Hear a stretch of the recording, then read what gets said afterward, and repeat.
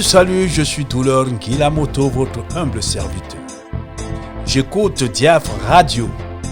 Faites comme moi pour être heureux. Écoutons tous Diaf Radio. Diaf Radio, oh oh oh, la chaîne qui brise les chaînes. Mais crachant en l'air d'un éditorialiste ignorant, illettré. Récidiviste, haineux et tribaliste, Sismondi Barlet Bichoga, soi-disant éditorialiste, nous remet ça. Diaf Radio, oh oh oh, qui s'y frotte, s'y accroche. Diaf Radio, la chaîne de référence qui sans cesse fait la différence. Le moins que l'on puisse dire, c'est qu'avec lui, le journalisme est dans la rue au Cameroun. Ce métier dont Albert Camus disait à juste titre qu'il était le plus beau du monde est aujourd'hui miné et pris en otage par une horde d'aventuriers qui revendiquent la stature d'éditorialiste. Comment peut-on entrer dans une profession dont on ne connaît aucun canon et se bomber le torse d'avoir le statut d'éditorialiste? Pour le devenir, cher monsieur, il faudrait avoir fait au préalable un reportage même sur les chiens écrasés. Ça s'appelle grandir dans la profession sans brûler les étapes ni pisser contre le vent. Ce prétendu éditorialiste pollue la toile depuis quelques mois déjà avec des tests mal cousus, des réflexions nauséeuses et nauséabondes, des commentaires sans relief ni envergure. Du haut d'un piédestal qu'il croit pouvoir occuper, cet arriviste en quête de popularité, mais dont tout le monde sait qu'il est au service de quelques pontes du régime de Biya, après avoir été le coursier de feu Martin Belling-Eboutou, nous apprend dans sa dernière sortie, pompeusement appelée éditoriale, qu'un président de la République ne saurait être interpellé par un citoyen autant qu'il est interdit d'interpeller un chef de village Bamileke. Waouh! Bamileke, dit-il, un village Bamileke. Monsieur l'éditorialiste, c'est quoi Bamileke? Et c'est donc où le village Bamileke? Chers auditeurs, telle est la quintessence de son dernier éditorial adressé au président Maurice Kamto, qui a donné 7 jours au président Biya, silencieux depuis le début de la crise sanitaire mondiale, pour s'adresser aux Camerounais. Ce producteur des torchons qu'il appelle édito, qui traitait encore les Camerounais de la diaspora de vauriens il y a quelques temps, compare, dans un style qui est symptomatique de son réel niveau, Paul Biya à un chef de village lambda. Et en arrive à soutenir de façon pathétique que si le professeur Maurice Kamto est inapte à critiquer le chef de son village, il n'aurait pas assez de cran pour se positionner comme contempteur de Paul Biya, président de la République du Cameroun. Monsieur l'éditorialiste sans épaisseur, puisque vous voulez péter plus haut que votre cul, étant donné que vous rêvez comme la grenouille qui voulut se faire aussi grosse que le bœuf, sachez une fois pour toutes, le président de la République n'est pas un chef de village pour que vous opériez la pitoyable comparaison que vous faites.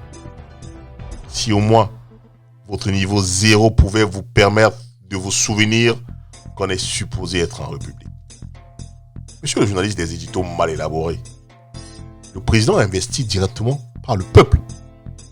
Normal donc qu'il soit sommé de parler à ce peuple lorsque surgissent de graves crises.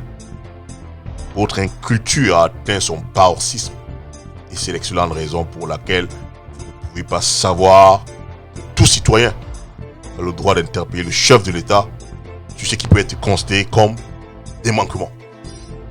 À plus forte raison donc, un leader de formation politique d'opposition arrivé officiellement deuxième à la dernière présidentielle d'octobre 2018. Au risque de me répéter donc, cher monsieur le producteur des éditos, en situation de crise, de guerre, un président, même si ça coupe au pouvoir après les 90 ans, a l'obligation de parler à son peuple. En France, le jeune Emmanuel Macron a parlé déjà 10 fois aux Français depuis le début de la crise du coronavirus.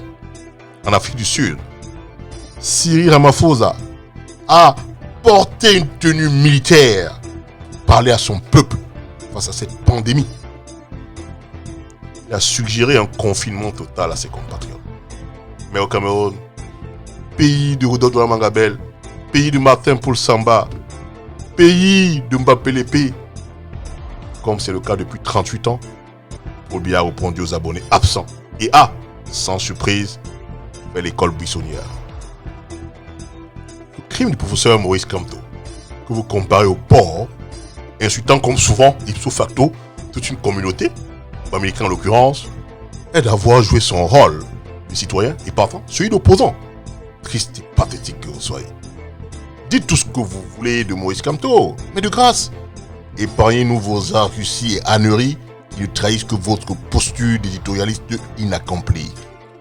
Votre micro, cher monsieur, ne vous autorise pas à dire des mensonges puants et révélateurs de votre mendicité constante auprès de quelques hommes en ballottage, certains dans le sérail, depuis le décès de votre ancien mentor Bilingue Boutou.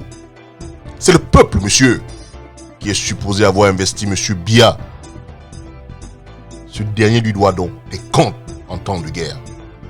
La moindre des choses pour un soi-disant éditorialiste, c'est de le savoir. Si un politique qui parle, calcule, un journaliste qui l'ouvre, informe, cher monsieur. Il n'y a hélas aucune information avérée dans vos tissus d'ineptie produits dans la bande sonore qui circule. Vous ne faites que de la promotion de la haine, du tribalisme et de la guerre dans vos éditos. Je donne ma tête à couper. Vous êtes déjà passé à la caisse après vos vomissures que vous avez l'outrecuidance d'appeler éditorial. Un oiseau de mauvais augure de votre acabit peut-il à bon droit se prévaloir d'être une tête couronnée du journalisme, c'est-à-dire un éditorialiste? Tenez-le donc pour dit, le président de la République, dont quelques inconditionnels sont votre vache à lait depuis Martin Bilingue Boutou, doit des comptes à son peuple. Arrêtez donc vos délires en faisant de maladroites et stupides comparaisons entre un chef du village dans la région de l'Ouest et un président de la République. En démocratie, acceptez, contre vents et marées, qu'occuper une fonction présidentielle vous expose à la critique du peuple et davantage de l'opposition. Professeur Maurice Kamto est donc dans son rôle, n'en déplaise aux éditorialistes de pacotille qui font étalage de leur vaste inculture. Il n'y a pas de honte à retourner à l'école, cher monsieur. Mieux vaut tard que jamais, monsieur l'éditorialiste de bas étage. NHL Diaf Radio. Diaf Radio, la chaîne qui brise les chaînes.